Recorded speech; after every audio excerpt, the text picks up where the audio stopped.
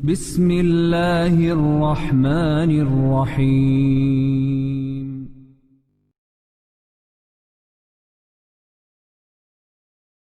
Sebelum saya membahas tentang kisah perang Badar ini, saya akan memulai dengan satu kisah yang menarik dari seorang sahabiah, salah satu bibi daripada Nabi SAW, Atikah bintu Abi Talib bintu Abdul Muttalib. Masyarul muslimin yang dimuliakan Allah Subhanahu wa taala,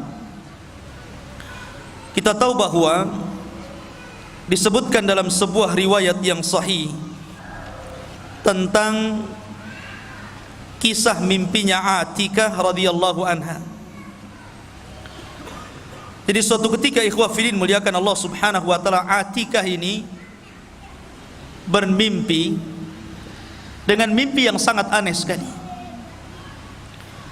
Dalam mimpinya diceritakan, tiba-tiba datang seorang laki-laki menunggang unta dengan badan yang kecapean, keletihan dan compang-camping.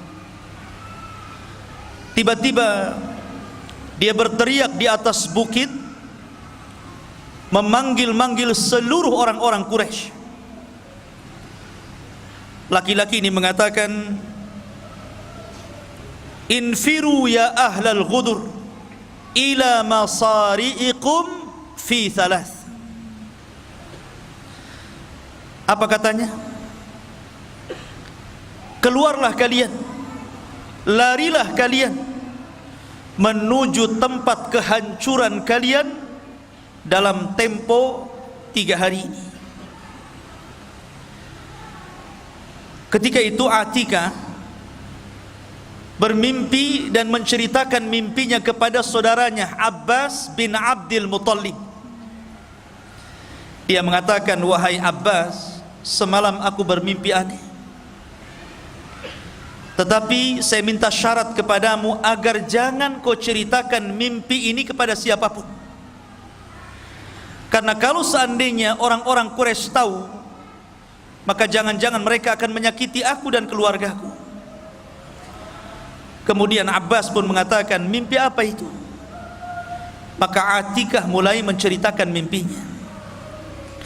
Kata Atikah radhiyallahu anha, dia mengatakan bahwa dalam mimpiku datang seorang laki-laki dari arah yang jauh, datang kepada penduduk Mekah, kemudian berteriak dan mengatakan, "Infiru ila masari'ikum fi thalath." Larilah kalian menuju tempat kehancuran kalian dalam 3 hari ini. Dia menyebutkan 3 kali. Kemudian setelah itu orang ini menunggang unta dan naik ke atas bukit Abi Kubais. Bukit Abi Kubais ini sekarang menjadi istana. Dari Mekah nampak istana raja. Naik dia ke situ.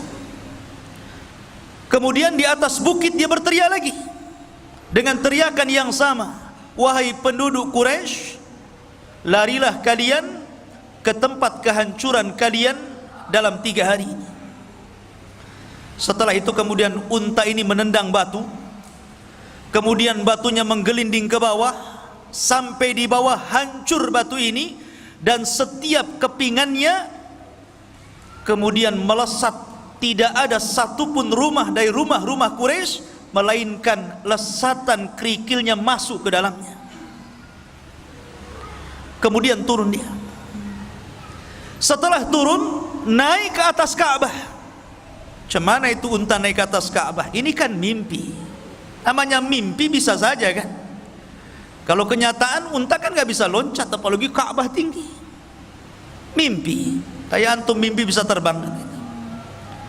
Kemudian di atas Ka'bah ngomong lagi, "Infiru ya ahlal ghudur ila masari'ikum fi thalath."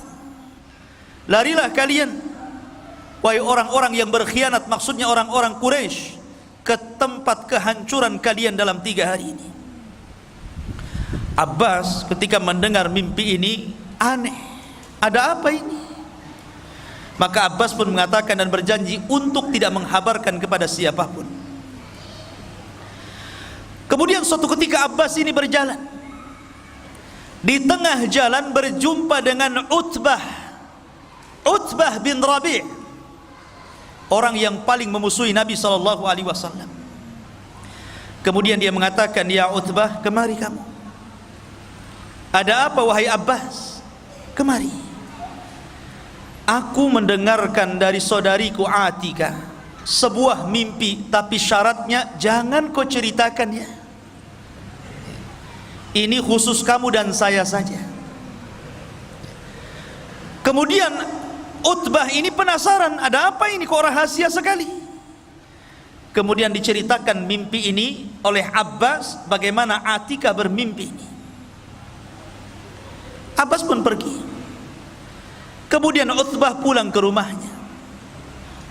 Di rumahnya berjumpa dengan anaknya Walid ibn Utbah ibn Rabi'ah. Dia mengatakan, ya Walid, sini. Tadi saya berjumpa dengan Abbas, dia menceritakan mimpi saudarinya, tapi jangan ceritakan kepada siapa-siapa ya. Tuh lihat ya. Akhirnya diceritakan mimpinya itu. Setelah diceritakan, Walid ini keluar.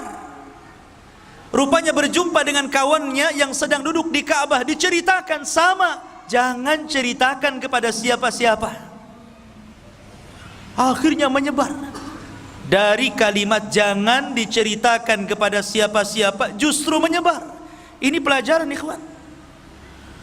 Antum kalau punya rahasia, jangan ceritakan kepada orang. Jangan ya. Karena tidak semua orang bisa menyimpan rahasia loh. Orang itu susah untuk menjaga amanah dengar, itu susah. Makanya karena orang itu susah menjaga amanah dengar, maka jangan ceritakan dan diperdengarkan rahasia kita kepada orang lain. Karena itu sudah terbukti di masyarakat, jangan ceritakan ya. Iya katanya kan. Tahu-tahu begitu semua estafet. Semua tahu akhirnya. Tentu karena kisah ini mengancam keamanan Quraisy, Abu Jahal, Fir'aunnya umat ini, dia mendengar. Dia marah kepada siapa? Abbas.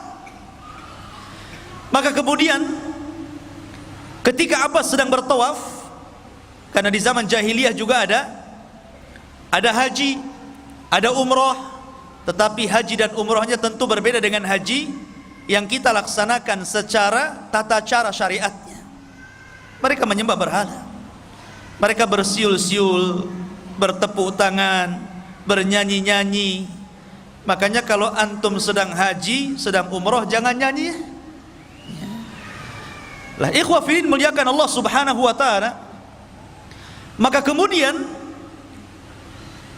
Abu Jahal marah dan mengatakan, wahai Abbas, tidak cukupkah dari kabilahmu ada seorang laki-laki yang mengaku nabi? Maksudnya Rasul sallallahu alaihi wasallam. Sekarang muncul lagi dari kabilahmu seorang wanita yang ngaku nabi. Maksudnya siapa? Atika. Abbas pura-pura tidak tahu. Dia mengatakan saya tidak tahu. Tapi Abu Jahal cerdas dan mengatakan, bagaimana engkau tidak tahu? Semua telah mengetahui kabar itu. Akhirnya kemudian Abu Jahal mengancam Abbas bin Abdul Muttalib ini. Kalau seandainya mimpi itu tidak terjadi dalam 3 hari, artinya bahwa penduduk Quraisy ini tidak ada apa-apa, maka saya akan tulis, dan tulisan itu ku gantung di depan Ka'bah, di mana tidak ada manusia yang paling dusta kecuali dirimu, dan semua orang Arab akan membenci kamu. Maka ancaman Abu Jahal ini menyebar di seluruh orang-orang Quraisy. Pulanglah Abbas. Ketika dia pulang, dia didemo oleh kabilahnya dan mengatakan, kenapa ya Abbas, kau cerita tentang apa? Semua mencela kita di sini. Maka Abbas pun terdiam. Hari pertama tidak terjadi apa-apa. Hari kedua tidak terjadi apa-apa. Hari ketiga, tiba-tiba datang utusan dari Abi Sufyan, namanya Dhamdham, memberitahu kepada penduduk Quraisy bahwa harta dagangan kafilah mereka yang dititipkan kepada Abi Sufyan yang datang dari Syam menuju Mekah dan melewati jalur Madinah akan diserang dan dirampas oleh Muhammad dan pasukannya. Dari sini ikhwah fiddin bermula cerita perang Badar.